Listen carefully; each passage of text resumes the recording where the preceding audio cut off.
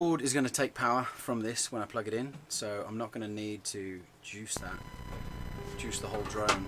We are when we start working with the radio and we start trying to communicate both things together. So I'm just going to leave that plugged in for a second.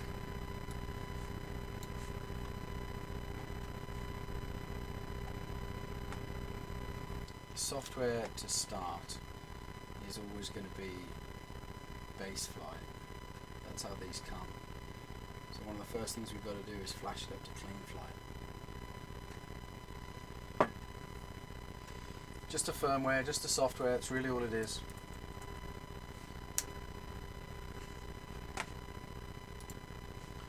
Holy balls. If I updated something without myself knowing. They were talking about a new UI. Yay. Well, it looks like I'm going to learn something right along with everybody today. Brilliant. The Clean Flight software. I haven't used this one yet. It's a new version. Can't be too much to it. So we're going to go for it. Like I said, it's already got base flight on it. It's just USB. It's just a device. Don't worry about this part. It's quite easy. We're going to go and do a firmware flasher. Because it's got base flight on it, I want to load clean flight. I've come in here to the firmware flasher. I'm going to choose what the board is. Now 1.1 NAS 2015, it's got a good date to it. It says it's stable. 1.9 NAS, I've used the 1.9 before, but you know what, let's just use 1.10. It's what everybody else is kind of throwing around right now. So that's my board. It's a NAS board. Full chip array, so I don't really feel like I need to do anything else weird there. We're just going to try and do it. Load the firmware online because it is online, so I literally have to download it first. Okay, so that's me when I say load the firmware online. Now it's gone out and it's gotten it, it's retrieved it. Just double check yourself, you know, make sure it's clean flight, it's NAS, everything looks pretty good there. Yep, we're going for it. Flash it, see what happens. What's the worst that could happen? I could brick it. Oh yeah, wait, actually that's the worst that could happen. So I'm not going to do that because it's a tried and true tested process. It's pretty easy. Programming successful. Yay. Cool, everything's awesome. There is some download support documentation. There's a lot of good people out there on the net, so you guys know how to do a Google search, just go for it.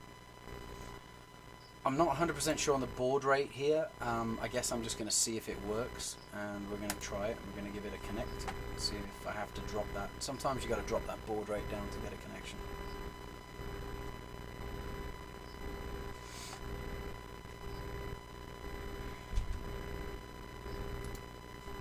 Yeah, let's try that. Ooh, joy.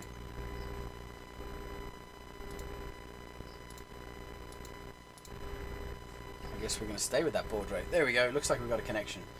You can see on the picture here there is a picture of a drone. So let me bring this into the camera shot. There we go. That's a bit more relative for everybody. The drone's facing away. Okay. So we're going to do a little bit of calibration on this. But as you can see, I'm playing with the drone and it's very relative on the screen as to what you get, what you see. Monkey see, monkey do. First thing we're going to do is not touch the desk and not shake it whatsoever, and we are going to calibrate the accelerometer. So it's on a level surface. We're just going to do that, and everything's going to kind of set itself, and usually an indication as to when that's done, and there isn't, so I'm going to call that done. I don't have a magnetometer on this one. As you can see, it shows me what I do and don't have. This is the acro board, so there's no mag on this. No barometer, no GPS, no sonar. Just the accelerometer and the gyro. So what we've done should work. I picked the drone up. Oh yeah. So we've got things that are acting pretty funny. Don't forget, remember I told you guys earlier, the NAS has got a certain direction on it. So the NAS has got a base config. And when I go, let me try and show that you so that you can see the drone. There we go. Woo! It's difficult because the NAS is in kind of backwards and it's not doing what it should be doing right now. So you should see the front of the drone be relative, and it's not. You guys can obviously see that the front of the drone's pointing at you. So I've got to tell this board what's what. We've got to rotate it around to the side. Got a lot of things we've got to do on this. Easy enough though. We are going to use one of these UART ports to be able to communicate back for the telemetry. And I'm going to bring up one of my own cheat sheets. It's kind of one of those things that you don't do every day, you don't do it enough, and you just can't remember it. At least I bloody well can't. I remember most of it, but even when I remember it, I've got so many of these setups that, and I do so many that we've just got a script, we've got a whole bunch of command lines, and you can go in through the CLI on this and just copy paste and put all the commands in. I kind of feel like doing that on this one as well, because that really is what we do.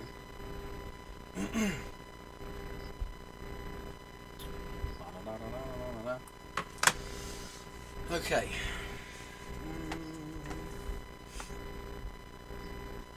Just a moment.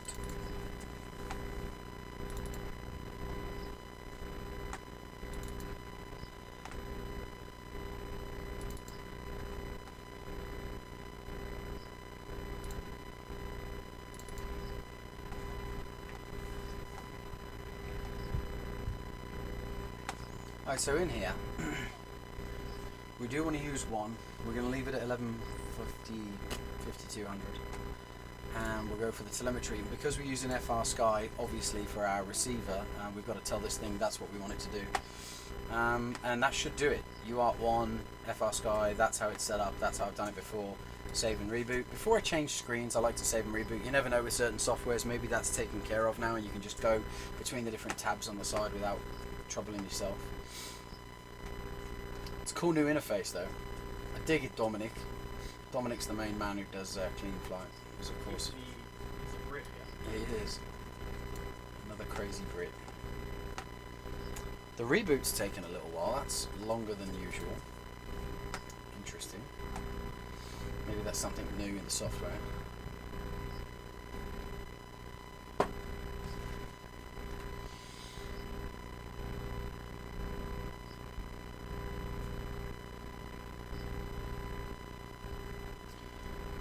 Or I just broke it. That could be neat too.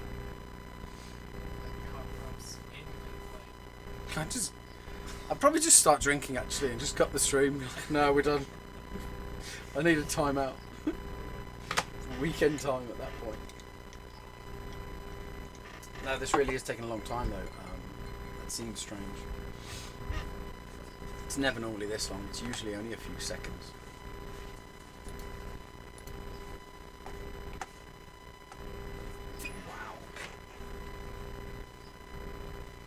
I'm not going to mess with it. I don't obviously want to bust it halfway through doing a series of commands. That would be annoying.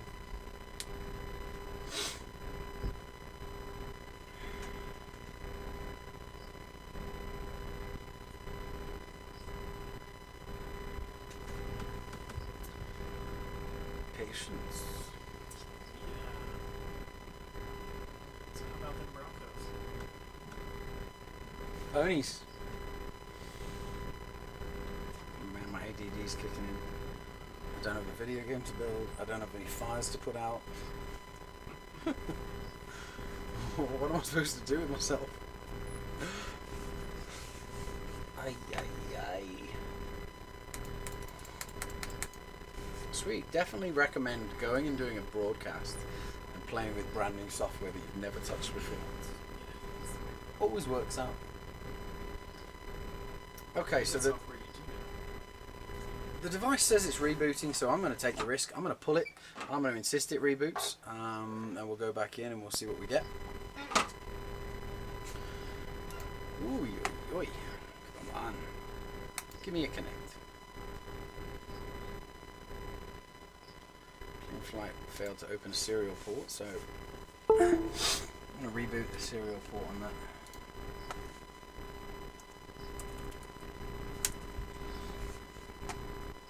Come on.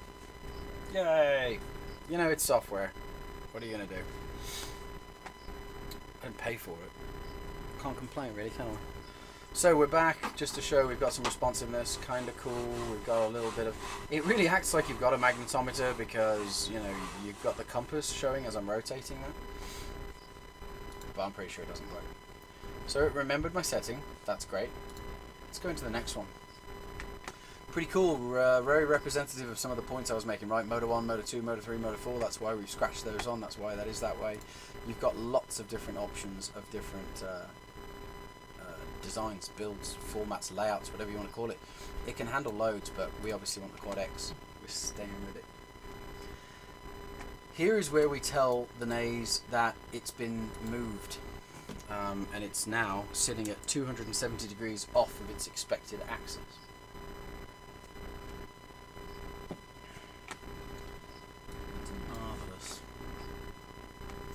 Marvelous. Another cool feature, motor stop. If you don't have this, when you power it up and you arm it, your motors will probably spin. So I love that one. Always turn that one on. Consider that one to be a safety feature. One shot. The ESCs do support one shot, so we're going with it. A bit of active braking. Lots of technical information. You can go and do some research on one shot. Go and learn a bit more about that.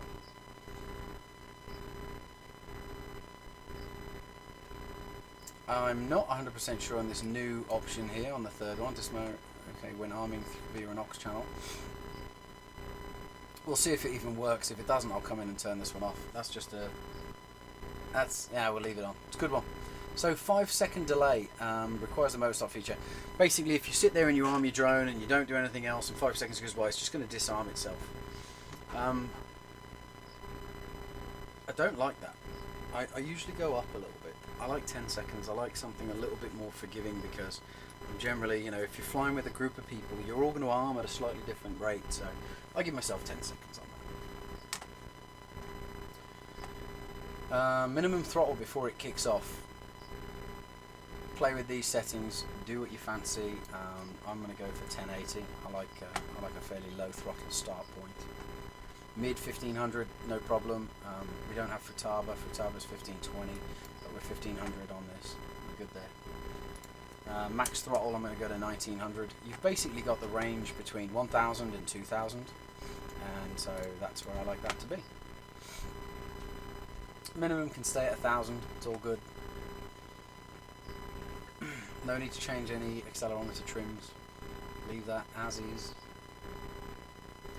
Now, because of the way that my receiver 2.4 has been wired into the control board, we've only used one signal pin. So what that basically means is we have to use PPM, pulse modulation something. Anyway, we're not using PWM. If you use PWM, you have to have one signal coming for each motor from the receiver. Seems like a waste, whole lot of extra weight, and we don't use it, so we use PPM. Don't forget that one. We want the VBAT on because we're trying to do the voltage monitoring, so that's all good. All this is fine. Sometimes we'll go up to like 111 on the voltage scale just to get a little more accuracy out. I've had some really smart techs assist us and tell us that they're getting a better reading, they're getting a more accurate reading from that. So that's maybe something to mess around with. Here's one that you cannot forget. Do not mess this up. Fail safe. It's got to happen. If your RX receiver has experience of a signal loss, it will engage failsafe, put your throttle at 1000, and your drone drops out of the sky. We've tried this before, and we set that at like 1200. Then we had a signal failure, and then the drone flew away, and you know, it's really difficult to get that back and arm it. So don't do that. Do not do that.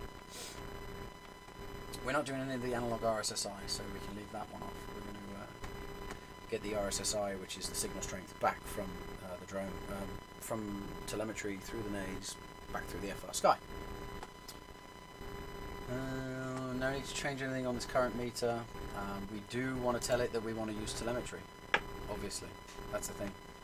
If you start using things like Bluetooth to configure your drone from your Android device via a Bluetooth module that you can totally solder on, it's a cool feature so that you can just change settings in the field. But you know, Bluetooth, radio, messes with your signal, messes with your distance you can fly. If you've got a drone that you just want to tune it on and then rip the Bluetooth off later, that's totally fine. But you know, you'll be playing around in the soft serial for stuff like that. I don't play around with half of the features on Clean Flight. It's pretty advanced.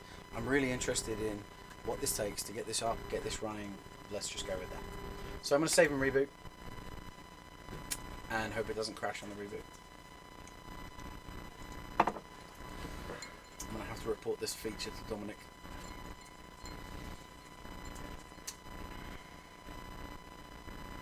I believe we got to meet him at Nationals, no?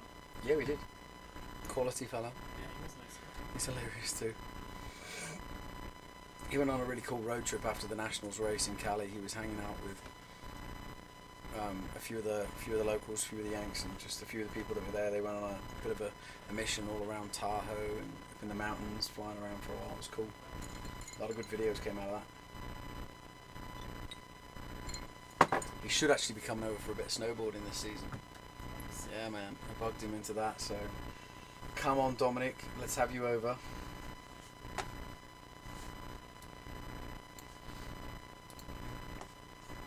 So it looks like the feature has remained consistent. We're going to just try something else. Maybe that works. Maybe we can get back in. Alright, cool. It looks again like it saved all my settings. I'm pretty happy. Let's go back, now that we changed the yaw adjustment. Let's go back in here and have a look and see how that works. So let me just make sure that this is in the shot. So the drone's obviously facing away from you, so you can tell what's happening. We're going to roll it to the left, we're going to roll it to the right, we'll roll it backwards, and now it's really doing what we want it to do. So that's really important. You want it to respond to what you're doing and what you see. So I'm pretty stoked. Yay! Wow. Wicked. Put that back down.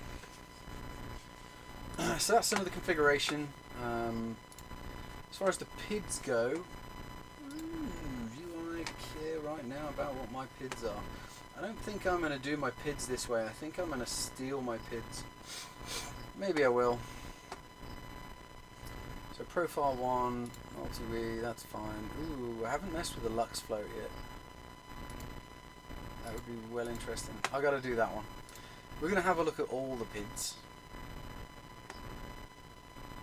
Or not. We're going to hide the unused stuff. Okay, PID, proportional, integral, derivative. These are the PIDs. That's what we mean. Roll rates, pitch rates, yaw rates.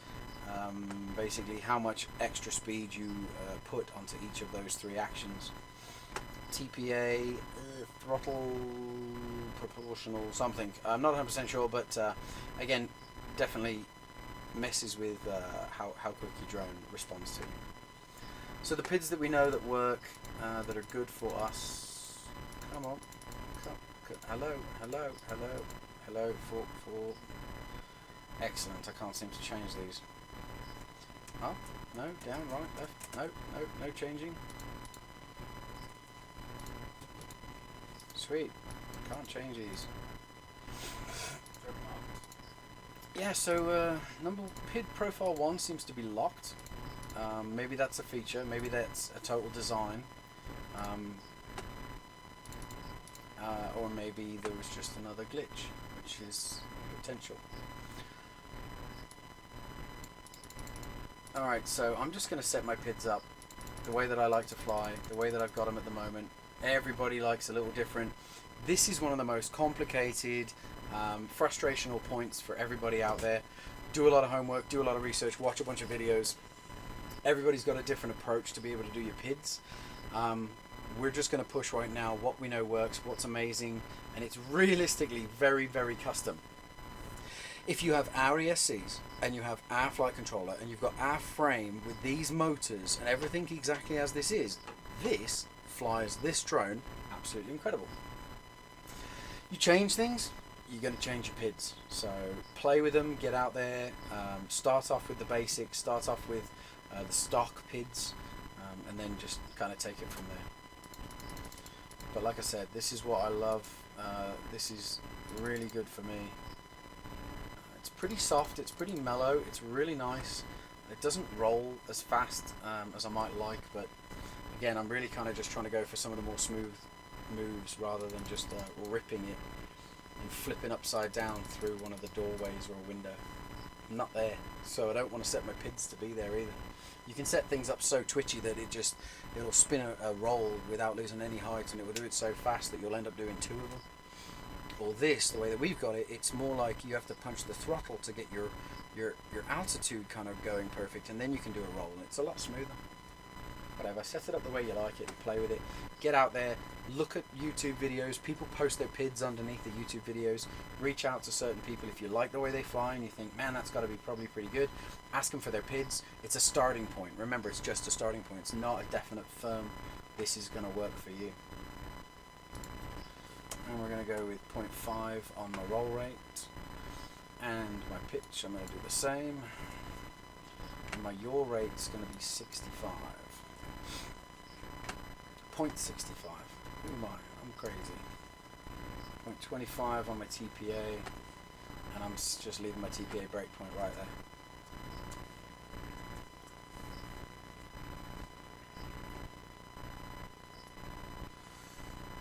Okay.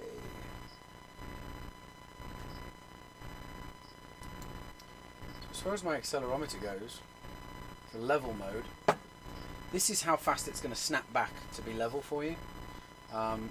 It's really, really mild on mine. I'm going to put this up to 4.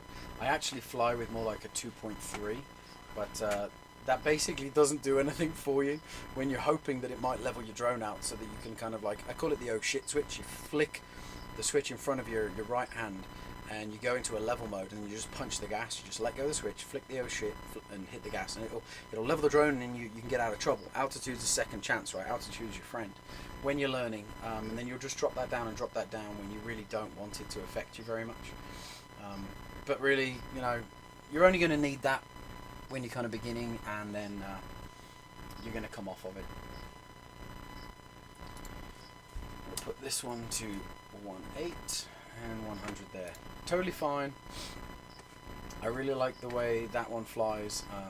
Take a screenshot, do whatever you want to do, but that works really well for me. Oh look, now we can save things and it's all good. No more software glitch. You're right there, buddy. That was a hiccup. Oof. That didn't sound very pleasant.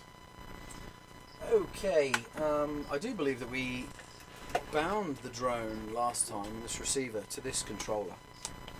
Welcome to OpenTX. So I'm warning. Level mode. Motors disarmed. going to go with that. This guy needs a little work. Throttle's got a little spring to it at the base. Anyway. So now I want to start working on some of the settings between how this works and how that guy works. I guess I need to pretend that this has just come out of the box and it's completely blank, so we need to go through setting this one up. Let me change gears on everybody. 5 minutes. Thank you, thank you, 5 minutes. I'll leave that up for now. We are going to move over to Companion TX.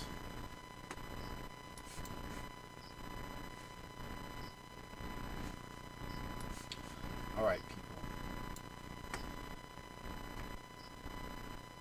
Companion TX is quite honestly my favourite bit of software when you're messing around with radios and controllers and everything. Because that little screen right there is crap. I don't really like programming radios that way. It can be done, just not as easy and as cool as doing it this way. Everybody loves a mouse and a keyboard. It's more intuitive. It's easier to follow. And to be perfectly honest, we make it so simple. You're going to be able to get a hold of our file, and then you're just going to be able to go copy, paste, and turn your radio into everything ours does. So let's go through what that takes. Including the O2 dance. Oh, yeah. What are you doing, little nugget? Come here.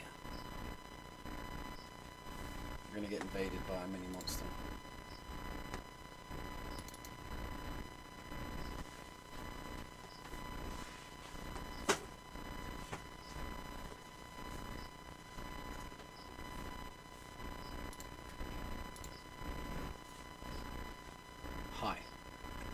you doing? Yeah? You want to say hello to everyone? Look at that camera and say hello. See this? This is a camera right here. Say hello. Just wave. The one with the blue light on it. What's your name? 3 minutes. Colby. Alright, you've had your 15 seconds of fame. What? Go play. Guess what your brother's doing.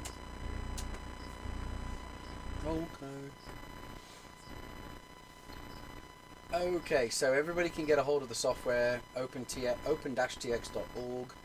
I'll throw that up in the link, open-tx.org. You really want to use the binary version 2.0.17. They fairly recently released 2.1, and it wrecks our configuration, it changes the way things work. It's a classic software update, and it stops your radio from working. So 2.0.17 works brilliant. Until we come up with an update and we figure out the newest one, that's what we support, that's what we go with. So you get the software installed, easy enough. You want the OpenTX 2.0 branch of code. Again, that's the OpenTX companion version. If you go 2.1, you know, again, you're kind of off of that 2.0 branch. So stay with it. We are going to share. You want to pull this up on yours because you want to share out this little tutorial video. Anybody who wants to know this information, just reach out to us, hit us up. We've got a document on exactly how to do this with a lot of step-by-steps. But you know, there's YouTube videos out there that'll show you as well. Dave will throw a link out for us. The only real trick to that YouTube video is getting the USB drivers onto your computer so that your computer can see this. That's the trick right there. I've already obviously done that, so I don't have to at this moment. We're going to do the 3-finger salute. When you do the 3-finger salute to get into the software, you basically take these two buttons on there, you push them to the center, and then you turn that on. And that helps you enter the Tyrannus bootloader, so now we can get in through the software. Once that's done, and you've loaded up the USB software, take your USB, stick it in the back, and it even tells you USB connected. You hear the classic little ding dong on the windows, and you're in. It treats the radio kind of like it should. There's a little SD card in there, so it treats it like an SD. And you get... I'm going to work on bringing these in. You get an F drive come on, or whatever the drive letter is. You get one come in, and you've got all the logs. You've got the different models and scripts and sounds. We're going to play along with these things in a second. We're going to add a whole bunch of sounds in here to get all of the cool things that we like. I mean, that's just kind of an added bonus. If you want, again, I think if you want all of the functionality that we have, you really need to go through and follow the instructions and use the sound files that we show in the document. And bring that back.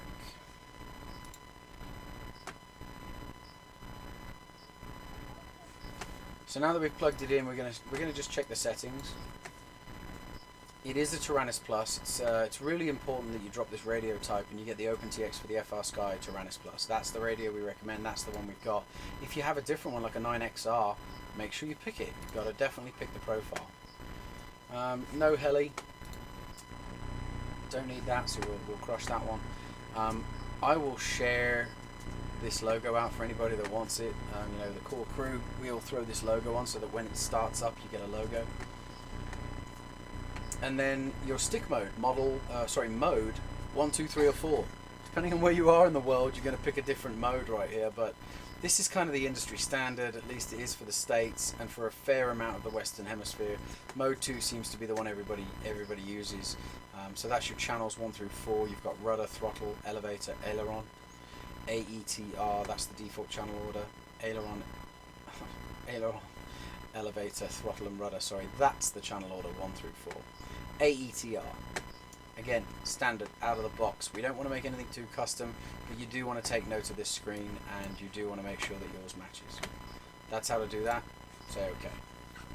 Those are your basic settings. The firmware 2.017, the binary, is available from OpenTX. You just go ahead, pick that one off the website, download it, and you can write this firmware down to, let's read the firmware, there you go. So Tyrannus, I've already got it right here, it's the OpenTX Tyrannus model 2017. If I didn't have that version on my radio out of the box, I can just download it and then I can use this to write that firmware to the radio. So, you know, I'm pointing it to the file, there's the version, the variant, everything's good, I can use that profile screen, check the compatibility, no worries, boom, write it to the transmitter. Job's done, press OK, follow the bouncing rabbit, I like to call it, and you'll be fine. Bouncing rabbit. Yeah, it's like being oblivious and just going next, give me the malware, follow the Doing the intuition. yeah, follow the bouncing rabbit, follow the bunny, or Matrix. Follow the white rabbit. Alrighty then.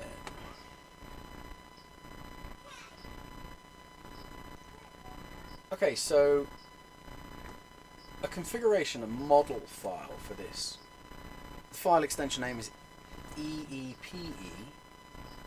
That's two E's, a P, and an E, and we will share ours out. Anybody that wants it, no worries. We're going to make these resources a little more readily available on the website, but anybody that wants them can have it. We've already done all the config and we've done all the setup. So you get that EEPE file, and we're going to open. There we go. The DXL Race AETR version 2017 compatible EET. So we open that guy. And these are the three models that are now available on our setup. The DXL Race X, the game Hot Props, we included that. And then this is just an ultimate naze. I've used this a fair bit to just kind of pick cool features and functionality out of their configuration. You're not going to use it, you're not going to fly with it, but man, what an absolutely insanely good configuration of the true power of the Tyrannus that this is. So I left it in there because you never know who wants extra bells and whistles. Okay. So once you get our EEPE file and you open it up, now it's kind of chilling in this software. It's chilling in a virtual space. You can simulate the transmitter and you can check out all the features that this does. I'm not necessarily going to go through that one right now. But what you do want to do once you've got our EEPE file is you want to write it over to the transmitter. And sorry, that was the save button. There's the write the backup to the radio. No, it's this one. Boy, if I can only pay attention today. Write the models and settings to the radio. Woo! You press that guy right there and you press write the TX again, follow the little rabbit, press OK, you'll be good. We can have a look in here and see what the settings are. We'll just kind of review one or two of these. Don't need to go into too much depth on all of this madness. But, you know, you've got a name, you can rename it whatever you fancy. We do like to use the timer. Because the more feedback that you get, if telemetry stops working, if you're not getting a battery, it's really cool to have something in your hand that's just a regular timer. It only starts counting when the throttle switch is engaged. Just yet another really cool feature. And it starts yelling out a voice. And I like the minute call, so I like it telling me what the minute is, how long I've got left. Throttle source. Didn't change any of these. There's a lot of this stuff that's just the same. Didn't change anything in here. Flight mode 1, don't go in there, don't need it. Did have to set this up, right? So AETR again, right? So inputs 1 through 4, channels 1 through 4. Match your mixes to your inputs. AETR. Those are channels 1 through 4. And then you've got a couple of other functions that we'll go through. Switch SC, Sierra Charlie, is going to be the mode switch, and that on the front of the Tyrannus is this guy right here. That's what I like to call my oh shit switch. If you're flying along and you go, oh no, and you flick that away from you, that's, you know, full angle mode, and then it will fly away once you hit the gas. And then SD, that's the switch right next to it on the right, it's the beeper. So now we've got that one to be able to go into and enable the beeper on the drone. If you want to enable any expo, this is where you're going to mess around with that one. Some of the logical switches, I don't like it yelling at me as soon as I power it up about the telemetry and the voltage. So we've got this really cool, just kind of a logical scenario that just, you know, we've got logical switch 1, 2, 3. I like to be alerted that my battery is low if the voltage is reading 3.48 or below, and then I want it to tell me if it's critical if it's 3.3, which means come on home and let's deal with this. And then this last one is just to make it shut up as soon as you plug it in. We don't want to hear those warnings until you start flying, and that's basically what that does. Here's some of the true magic right here, and this is where the sound files are important. The sound files we're going to work on in just a second. We're going to copy everything over. But when you do the feature, obviously this is the switch. The dash means the middle position of a 3-position switch. This means all the way towards you. This means all the way away. Yay, pretty intuitive, right? Tells you what you want to do. You want to play the track, whether it's concerning itself with the cells. Tell me about it every 20 seconds. Do repeat it, don't repeat it. You know, if I've got the battery low, I want to hear about that every 14 seconds. It's my lucky number, that's why I picked that. You know, when it goes critical, I need to know every 5 seconds. I need to be paying attention, so keep yelling at me in my little earbud that I'm critical and I'm being an idiot and I'm still flying. Switch SF, Sierra Frank, we've got on the furthest away on the left hand here. The really cool switch, we like to be super safe. Whilst that switch is pushed away from you, it will override channel 3, which is going to be throttle, AET, throttle, and it's going to put just -100 as the signal strength, which means no matter what you do to the throttle stick, without pulling that stick towards you very purposefully, your throttle is going to be 0, and you won't be able to chop your face off. Yay! Don't chop your face off. No face chopping. All the way down here to the volume button. So there's a lot of really cool stuff. Motor arming, motor disarming. It's super good. This is an amazing setup. I'm really stoked about it. Here's how we work in telemetry magic. You're using A1. Just keep it in there. There's just a range. There's a low battery alarm. There's a critical battery alarm in here. That's how we set that up. I might actually start increasing my RSSI low alarm, because the last time that I flew it said low and then it just cut out.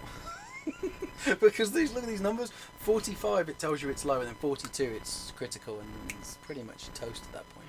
So I'm going to probably put that up a little bit to remind myself to stop flying away and going so far, so that I turn around. Really cool settings.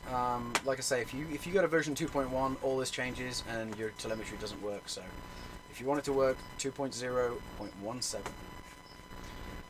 Okay, that's what we've got in here. I'm not going to go through the hot props. Like I said, if you want to do it, we'll give you the EEPE file. Simple as that. You get the software. You do your settings page. Okay, there's step 1, step 2. You write the firmware 2017 to the radio. You download our EEPE file and you write it to the radio. You're done. That's it. Your radio's set up. There's no simpler way of doing a radio setup. They're usually a right pain for people to figure out. I want to make life simple. I want it to work. I want it to be safe. This is the hookup. You're welcome. And thank you, Gravity Winds, for a lot of effort on this one. Yeah, no kidding. And that's kind of the benefit of going with, you know, a consolidated kit that's had all of the hardware kind of pre-configured. You know, when it comes to your PIDs, when it comes to your transmitter setup, we're going to have a lot of legwork already done. Indeed we are. I'm not going to save anything there. Okay, so disconnect this guy, give it a reboot, come out of that radio, come out of that mode. So it tells you if there's any sticks. If any sticks are dangerously positioned for you, it'll let you know, and it won't turn on without you pushing all the sticks away. So that's really helpful. Now that we've done the binding, we've set it up, we've bound it to the radio, it's time to plug in the battery. Again, no propellers on the drone when you're doing all of this. Don't trust software, it might just turn the blades on.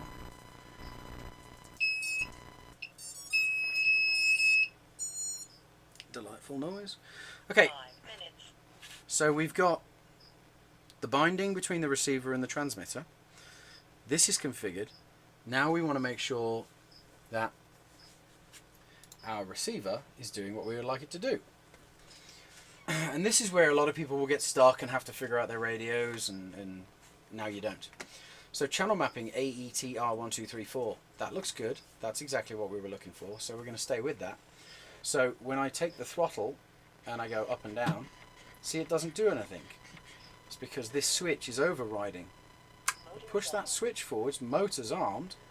Ooh, you know what I didn't do? I didn't do the part on the radio about all of the audio files. Let me just do this really quick. Here's a document. This is the one that we'll share out with everybody. It basically says, in one of the resource files that we'll share out to the world, copy all of the sound files in the sound file and put it on your F drive or whatever it is. Copy paste. Now when you do that, now the sounds that we hear and others will work for you. Without doing that, you're kind of stoofed. But like I said, we've got a really nice walkthrough. So, back to the radio, back to the transmission, back to configuration. Arm your motors. Now, when I move the throttle, I'm going to get response from that throttle channel. All the way up is 2000, all the way down is 1000. You can tweak that out. You can go in and change the endpoints to get it perfect. Totally, feel free. So when I get all 4 sticks and I do a bit of that, I get a lot of movement. So we're just going to do it one at a time. We're going to go throttle, and then we're going to go yaw to the left, yaw to the right. I want those to be about 1000 there, 2000 there. That's looking pretty good. Then we'll check the pitch all the way forwards, about 2000. I might need to tweak those just a little, and then all the way down. I really like it when those are sitting at around about the 1500 and not 1485. So we could go in and start doing a little bit of messing around and just change the endpoints, change the midpoint. You're just basically saying, okay, I see that you're seeing this information, but you're seeing it a little bit wrong. You need to understand what the signal's coming out of here as to what you need to interpret it. Let's tweak it, and we can tweak it through this. You can just tell it where to go. Of course, you've still got the trim switches in flight. If you don't like it, you can just change your trims whilst it's flying, and you can do some hovering outside and go, ooh, it keeps drifting away from me. Okay, well, pull it backwards. Let's check the roll to the left, roll to the right. These are the ways you want it to go. So you do want it to go left and right. Pitch, you want it to go up when you go up, down when you go down. Yaw is definitely still logical in your brain. You pull left and the bar goes left, pull right and the bar goes right. So that's channels 1, 2, 3, 4, right? 5, 6, 7 and 8 down here. So aux 1, we have got our different mode switches. So this is tied to aux 1. And I'm going to turn this up so you guys can hear some of these audibles, but level mode. That's a bit loud. So we've got level mode. So when the throttle is in, when this switch SC, Charlie, Sierra Charlie, is in the furthest away position, you get level mode.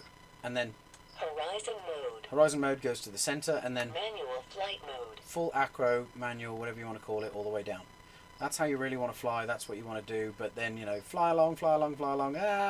Get scared. Hit that. Punch the gas, and the drone comes up because it levels itself. Manual flight mode. Is this not a 9-channel transmitter or 6? It is a 9-channel, I believe. I believe these are 9s. Yep, X9D. We're only using 6. We just don't. 1 minute. Thank you. We just don't need any more than 6. So the other channel, the next channel is channel 6, and it's the buzzer. Check this out. Beeper activated. Aha! This says beeper activated, but listen, you're not hearing the beeper. We have to go and set that up in the next screen on this. At this point, we just want to make sure that what we think we've configured here is represented by the receiver and the signals are passing properly. So we're stoked. We've got all the way away, middle, and then down. We've got the 3-position switch. Beeper activated is in the center. So we're really good. We're looking amazing. That's exactly what you want to see on this guy. I'm not playing around with my midpoints or my expos. You can kind of do some research on that. You guys will get a good idea as to what you want to do and what you don't want to do. My settings that I know work. That's what I am going to change.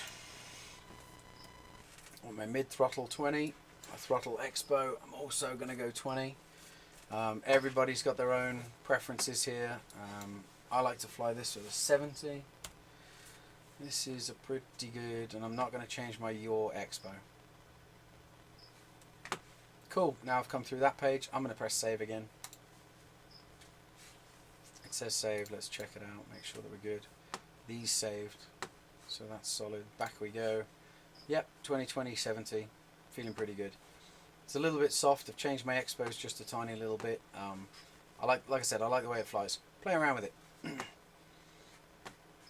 It's a really, really, really good idea to get it set up the way that we've said set it up.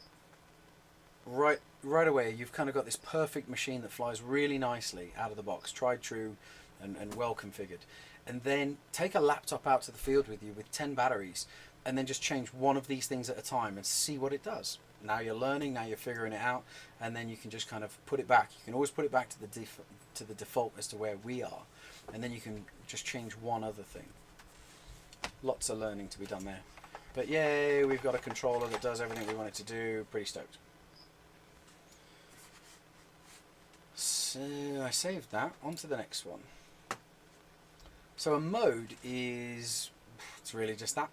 You've got to tell the software how you want the modes to work and what you want them to do depending on what you're doing in here.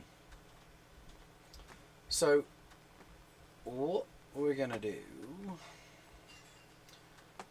is we're going to go into the angle mode, and I want this to know on the aux channel 1, when I'm in this away position, I want angle mode to be engaged. So as you can see, I've got this little green bar down the bottom kind of telling me what aux 1's doing. Horizon mode. Moves along, moves along, moves along. Level mode. So because my signal range goes to about 1,000, I want to make sure that my green range bar encompasses this 1,000. So I'm pretty happy with that. If I hit that switch in that position, the signal goes within that green bar, activates. Alright, now we're going to the horizon. Still on aux 1, it's the correct channel. If I flick that there, Horizon mode. I'm in that range. I might squeeze that down a little bit, probably didn't have to do that, not a big deal. So now if I go all the way down to this, Manual flight mode. I'm in manual flight mode. That's kind of a default.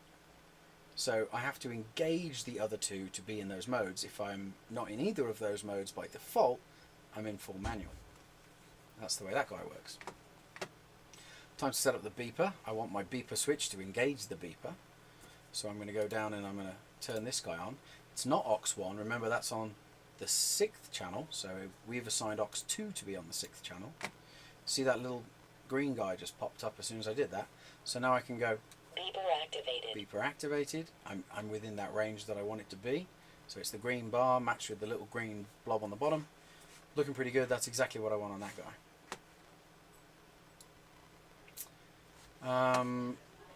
Okay, that's it for in here. I don't need to engage failsafe. I can engage failsafe by quite simply, once I'm set up, is just by turning the radio off. Failsafe gets engaged. If you want, you can go through, you can set up a switch, and you can like flick a switch to do it, but I mean, man, that's a big switch and it works just fine. So I'm going to come off the beeper. I don't want the beeper to go nuts, and I'm going to save it.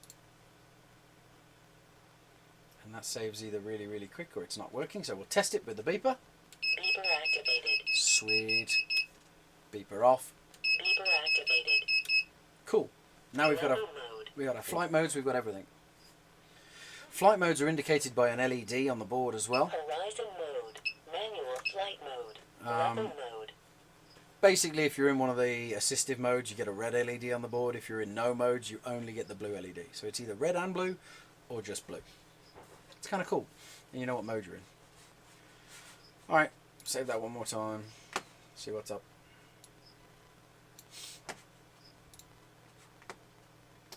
I don't think I have to do anything in my adjustments.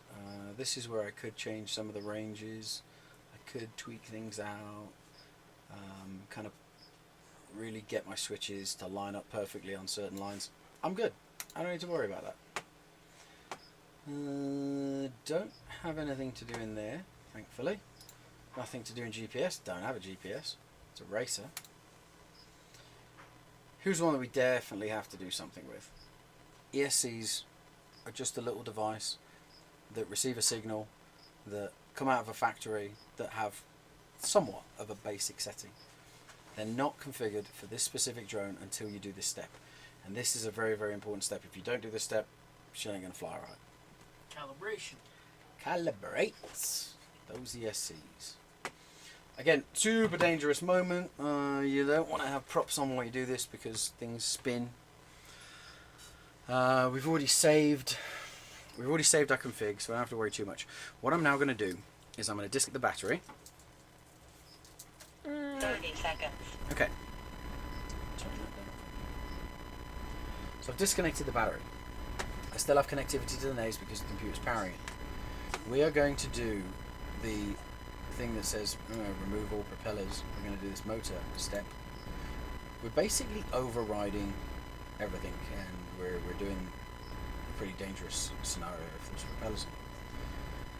To calibrate an ESC, the ESC needs to understand what's the maximum, what is the minimum range of the signal that it will ever see. You have to calibrate that to what the radio is outputting. So quite simple. You basically have to tell the ESC when it turns on, this is the maximum, and it's going to recognize that. It's going to be like, whoa, I'm in calibration mode as soon as it sees the maximum. So you go for it, and you go for it by doing that.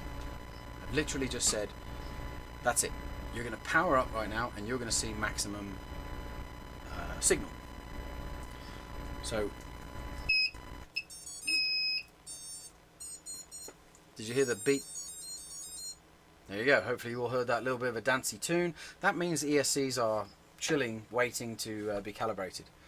Now, what I don't want to do is drag this down to the bottom. It's important that I just click it to the bottom, and I've told it the maximum, and I'm going to instantly tell it the minimum. And then you should hear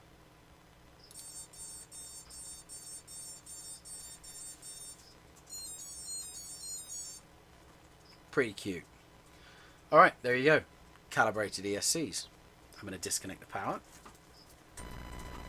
That's done. Now I'm going to undo this switch, because that's the only time you need to do that. My ESCs are now calibrated. You'll notice, if you haven't done that, when you do plug in and you try to spin your motors, they'll start up at different times. They'll start up at different inputs. Once you do the calibration, they all start together when you give it the throttle input. Ta-da! Calibrated.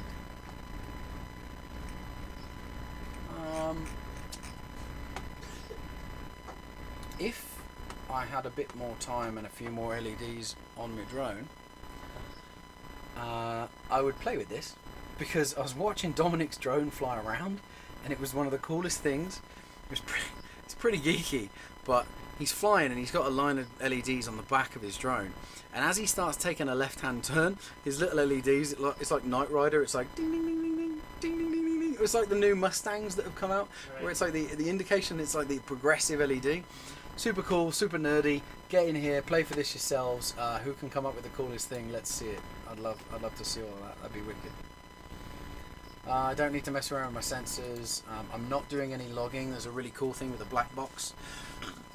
It's exactly what it sounds like. It's a recorder.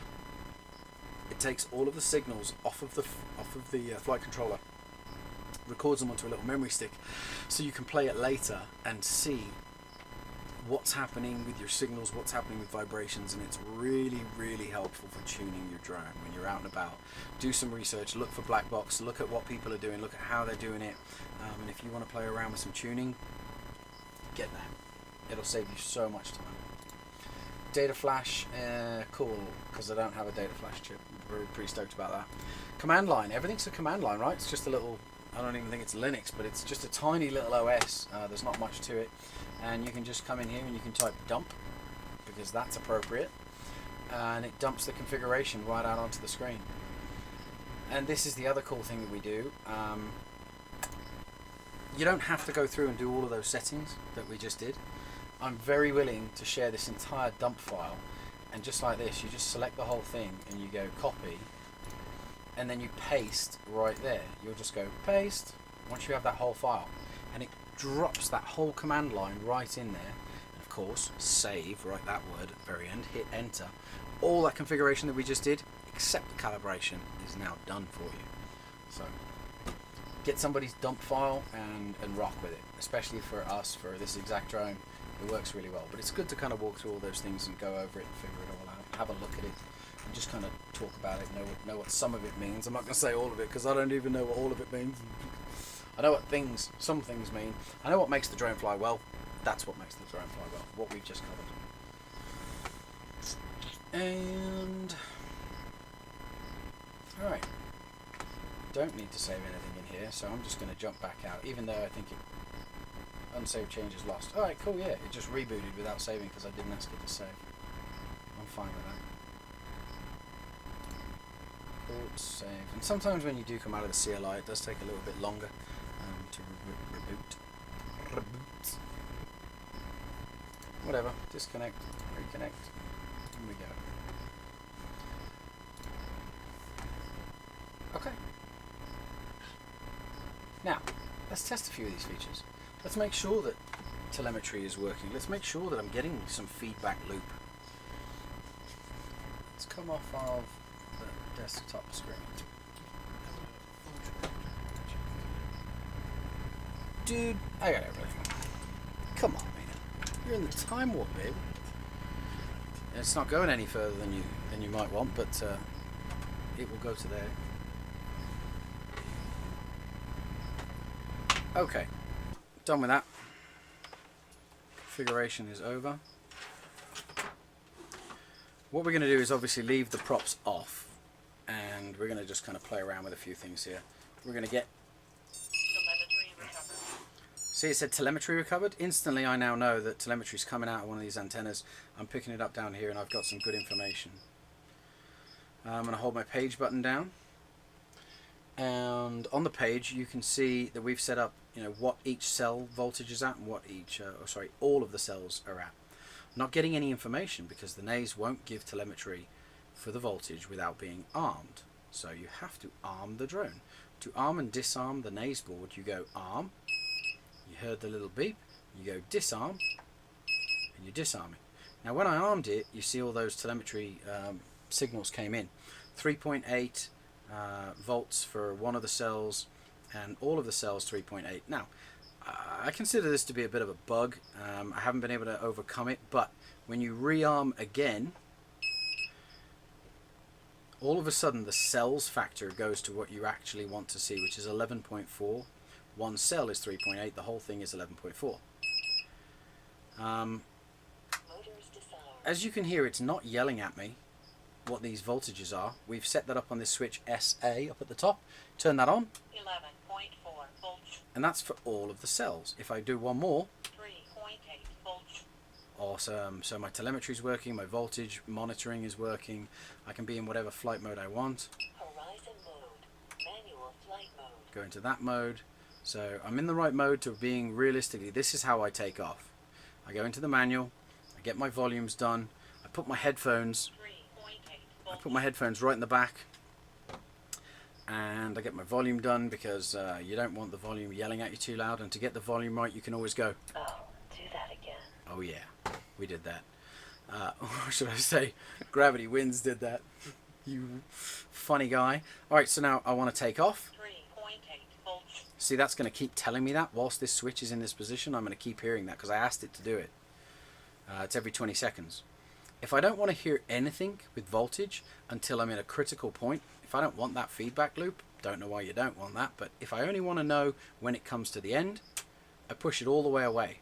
Now, in that switch position, I'm not going to hear anything from my telemetry until one of my voltage problems occurs, which is either 3.48 or below, or 3.3, and it's going to start telling me warnings, criticals, all the rest of it. So I'm going to leave that off so it just shuts up. We just wanted to know it works. I'm going to arm my motors, or I'm going to enable my throttle to work. Motors armed. And it just tells me my motors are armed. I'm going to arm the nays. Now I'm going to spin the motors.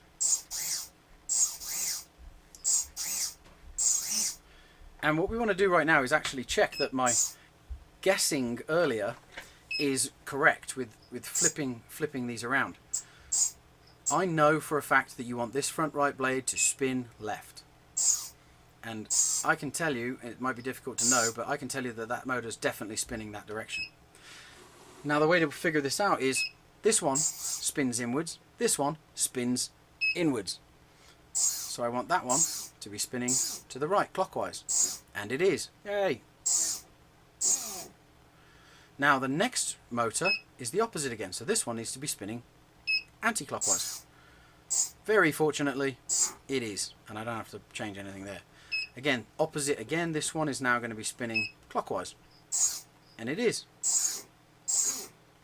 Great. That's it. This drone's ready to fly. We've got, you know, we'll probably break some goggles out. We'll have a look at some of the FPV gear. But if I had a bunch of props on this, punch the gas, up it goes. Don't spin the motors too hard without props on. You'll wreck them. You'll knacker it. But it's good to see that when I do the throttle, they all start at the same time. That's another really key factor. So now I want to be safe. I want to land the drone, disarm the motors. If at any given moment, you know, you don't remember to do this part, quite simply, you've got to remember when you land your drone, just flick that switch away. And don't do it while you're in flight, because then it'll come out the air. Beeper? Beeper activated. Sweet. Alright, so we have gone through the building, the configuration. We're going to make the configuration super easy. Anybody that wants to help gets a command line, copy, paste, dump for that. They can have the 4-step configuration set up for this. And then the FR Sky, I mean, this part right here is super easy to be able to get the binding done. One step that I did not do yet is engaging failsafe on the receiver. Remember we set failsafe up and we did it in the flight controller. We have to make sure that the receiver has got failsafe set up as well. So here's the bit of a test. Spin the motor. Here we go. Spin the motors. Arm that. Spin them, and then turn this off. 1, 2, 3. That should start pretty much disengaging, and it isn't. So that shows me that failsafe is not working. So what we're going to do is we're going to plug this guy in. That would have shown me that the drone was going to keep flying. Makes that noise when you don't have this turned on. It's an alert. So we'll get this turned on. All the switches away. Level mode. Motors disarmed. Okay. Now we're bound. Everything's happy and it's shut up because it's got connection to a base. Now I need to just press my failsafe button. That's really it. There's a tiny little button on the side of this receiver. I'm going to press it. Press. Release. Okay. I've engaged failsafe on the receiver. I've engaged failsafe on the on the flight controller. So let's do our test again. Motors armed. Manual mode. Engage that. Engage the motors. Really slow. I don't want to burn them out. And now I'm just going to turn this off. Oh balls. Oh, you know what I didn't do? I didn't reboot this. I think you have to reboot it before it actually works. Okay, alright, let's try it again. Turn this guy on first. Level mode. Motors disarmed. There's always an order of process for this stuff. I wonder if you have to hold that down and then disconnect the battery. It might be something weird like that, but we'll see. We'll check it out. We'll figure it out. I'm going to kind of prime that to be disconnected. I don't need it in all the way. When I'm doing this test, I like to kind of prime this. Those are a bit tricky. They're a bit difficult, so I half plug it in when I'm doing this test. Okay, motors armed. Engage. Arm the flight controller. Spin the motors. Hello. What have I done? There we go. 5 minutes. Engage. Arm. There we go. Okay, super low throttle, and then just turn this off. Come on. Balls, David. There's something else that I have to do. Okay, so I've got to probably read what that really needs me to do. Maybe it's like a 2-second hold or something like that. It's there's a special kind of a combination. Engage failsafe for a D4R. Let me just Google it.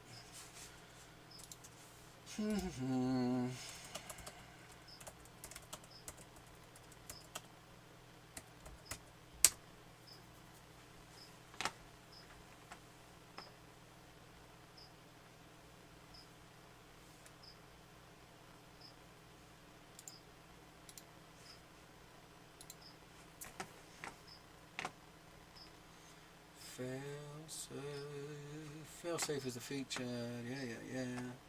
Follow these steps. Bind it. Okay, so we already did the binding. Move the controls to the desired failsafe position for all the channels. Okay. Briefly press the button. Less than a second. That's what I did. The green light will flash twice, indicating that it's been set. So I held it down. I definitely didn't do what I wanted it to do. So turn this on. Welcome to OpenTX. Throttle warning. Okay, so Warning. oh god. Level mode. Motors disarmed. Okay, so I want to be in manual mode, and I want this guy on.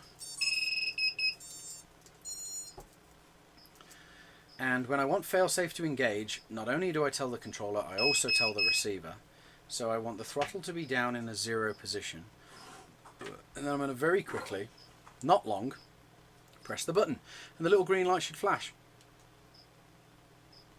No, the little green light didn't flash, man. That's not good. No, it's not. 5. We'll see if that really works. Telemetry lost. Super cool. Flash it twice. Position set to disable, rebind. Indicating the fail signs. Green LED will flash twice. Right. Well, let's just test it. Telemetry recovered. Alright, so that's all there. Motors on. Motor's armed. Engage. Spin it slightly. And then we just disconnect this. There we go. Failsafe works. So that's realistically all it took, is you just press it once. You know, sometimes the instructions are right or they're not. But that's exactly what you need. And that simply indicates that if you fly the drone too far away from this and it doesn't receive a signal, the drone just goes, sorry mate, you're an idiot, and it turns everything off and it just falls out of the sky. That's what you need. You don't want to fly without that. I would say that's probably the most important fail-safe feature or safety feature that there could be on these drones. Don't fly without it. Shit's going to happen, guys. So you do not want your drone disappearing to 30,000 feet, and it might. You want your drone to come back to Earth, and you have to go and find it and pick it up, and you want to be the only person sad when your drone does something it shouldn't be doing. You don't want anybody else to be sad. So make sure your failsafe works. Make sure you test it. Do it like I'm doing it in the lab. Until you've done this, don't fly your bloody drone. Don't be one of them. Alright. Video was good. Video was good? Mm-hmm. Nice. Let's get one of these sets out. We'll have a look at... We'll do all of it. We'll do one of the big base stations. You can set that up behind you. We'll need one of the kind of standalone systems for a Fat Shark. I don't know which one of these it is. Probably there's that one.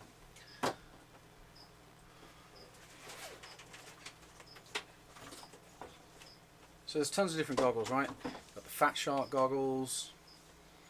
We're going to need, what I'm going to want to do here, just hang on to that with me. I've got a cool umbilical. There we go. It's this one.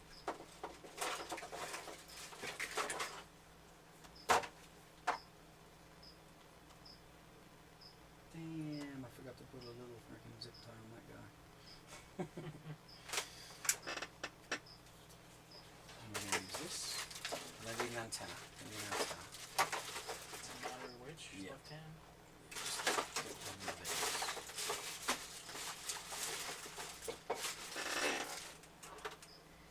So we're just going to go through a couple of different setups of video, because there's loads. You can have a video receiver in the goggles, mounted in there. They make them. They're great. No, they're okay. And the range is fine. Especially for a lot of what we do. It's really cool. You can pretty much roll with this and this only. And then if you've got like one of the little Fat Shark batteries, a little 7.2 volt, you can have an antenna coming off of here. You can have the battery strapped on the side, and that's it. That's all you need for FPV. Or you can do it this way. And this way is kind of another fun way. You get the cables that come with your goggles. One is a video cable, the other is a power. Now I've made this umbilical cord. Right, take this guy. Made an umbilical cord so that I can have a receiver. This is just another receiver. It's an immersion receiver. Works really well. And this receiver can now sit on a tripod next to me, way up high. So I'm going to get way better signal, right, than I will off of my face. We kind of talked about different antennas. This is just the Omni. It's a great antenna. It works really well for flying, I'd say, easily within 800 meters around you. You don't want to push it too far, of course. So I'm going to go into the power there, and I'm also going to go into the audio video. So now I have that. I need a 3S, hopefully in one of those. You know, the big, small bag. There's going to be some 3S's in one of them. Yeah, 3S. It's 2S, but it should do. I think the 2S will work for this. 6 volts through, 6 volts through 16. So I've got a fairly large battery. It is a 2S battery. It will work. 3S, 2S. It's depending. You don't want to really mess around with 4S. I don't think your goggles like 4S. Know your voltages. Do your homework. Don't just plug shit in. You should know what you're doing. And we'll just plug this guy in. No smoke, no smoke, no smoke. I got power up here. And I got video on the goggles. Now I'm on the wrong channel, so I'm going to hit the channel button to basically just go through and hope that my drone is on a channel that this receiver can pick up. And it's not. There's always channel issues, okay? This receiver can handle 8 channels. My transmitter on the drone can handle 40 channels, 32. It's a lot. I've happened to pick a channel on that transmitter that is not covered by this receiver. Or my wire wasn't plugged in well enough. That happens too. Let's go through it one more time and just check. I'm just hitting the channel button. I'm trying to get a video, and if I get a video I'll show you guys. No, so I'm on a channel that doesn't want to pick up. I guess we could fix that really quick. Let's pick a channel that works for all of this. Here, you hold these. Oh, you know, oh, it wasn't on.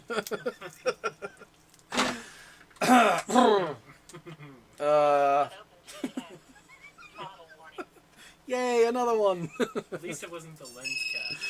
Yeah, the lens cap one's annoying. It's very annoying. Okay, so we're back. We're on, and let's see what we can do. Hit that channel button for me, buddy. You just hit it? Yeah, just hit it, and it just rotates. On these specific receivers, the channel just goes 1 through 8 or 1 through 7. Do it again. I'll let you know if you hit it. Nah. I still think I'm on a channel that one doesn't receive. I think I'm 5860 or something. We'll figure it out. 5 minutes. No. Okay. Let's pick a channel. You can probably tell me the channel off the side of that guy. So these little... Here we go. Remember I told you don't throw these things away? Don't throw this away. It tells me the channel, the frequencies. So I can see on the side of the drone... Which one am I on? I can see on the side of the drone the alphanumeric whatever I've got going on in here, depending. I'm going to go through and I'm going to just shoot for channel 5800. So according to this card, 5800 is F4. So I'm going to hold the button on the side to change the band until I get the alphas. And now I'm on E, so I'm going to cycle through by pressing until I see F. I'm going to hold it again until I get the channel numbers. Now I'm on channel numbers. I'm going to go 1, 2, 3, 4. I'm on 4. That's really difficult to see, but I am on 4. So I'm on F4, and I should be on frequency 5800. I've got 5790, so close. Yeah, hit it again. It'll just make it clearer. So we've got 5800 happening there. And can I have that other receiver? Thank you, sir. So on the other receiver, I'm just going to hit the buttons until I get through. There we go. I've got a great channel on this guy. So it's kind of a rigged up situation going on here. It's just, you know, find the power, find the way to make it work. A lot of this comes out of the box. You just kind of buy it and plug it in. Sometimes you'll get custom like me, and you'll start making an umbilical cord that just goes further and further and further away, so it can go higher and higher and higher to get a better signal. This is potentially just going to be impossible, but oh no! Wow, look at that. Let me get my screen front and center so I can see it. There we go. Hey, there it is. The camera's not really appreciating the fact that I'm attempting to focus on something, but you can see my hand and my fingers doing a bit of that. So we've got some video, 2 screens, everything looks cool. Fat Sharks are really wicked. I do like them. You put that on, and visually the screen to me looks like it's quite big, just because it's perspective, isn't it? You can change the colors and the contrast, so you can kind of get it right for your environment. That's the button on the top. You'll be changing that when you're outside, sunny day, dull day. These look really good. Yeah, they do, don't they? For the price, I don't know, these are a couple of $100. Another receiver, I don't know, 50, 80 bucks, somewhere in there. Antenna, another 40 bucks. Battery, 30 bucks. So you're looking at a fair bit of money to get the goggles going. 2 minutes. I'm going to disconnect these. Don't need that juiced anymore.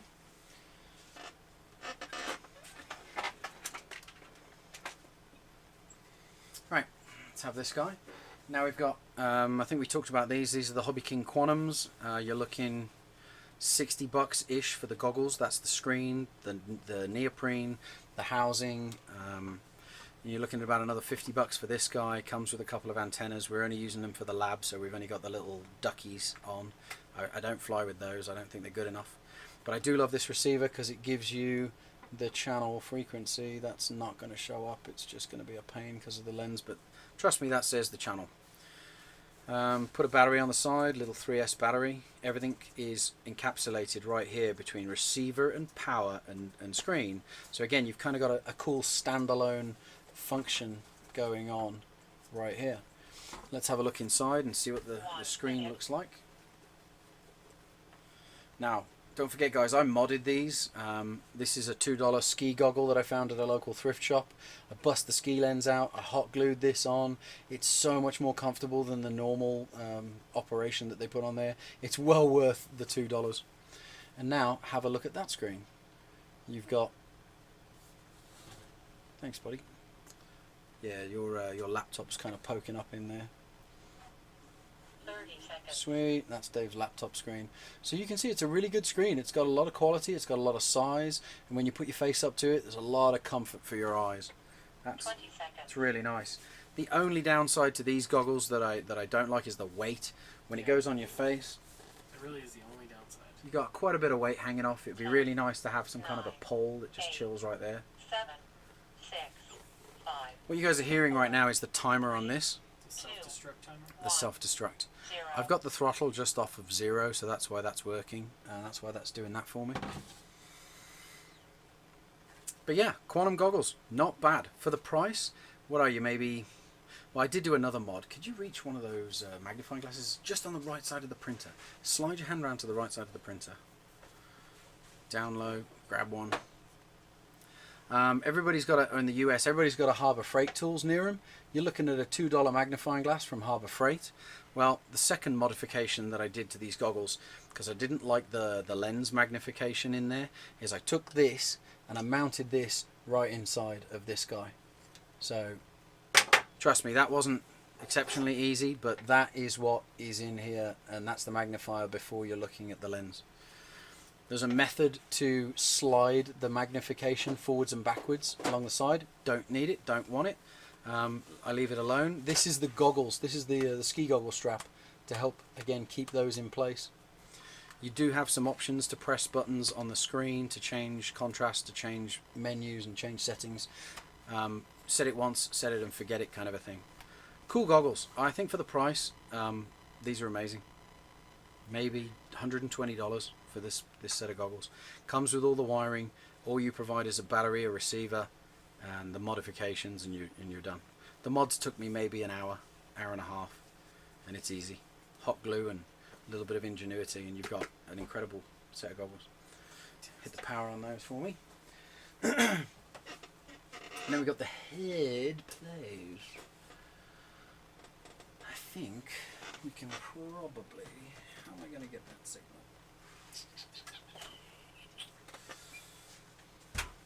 We can maybe go through the head plays next time. But the head plays are amazing. They're just another screen. They're just like the Quantums.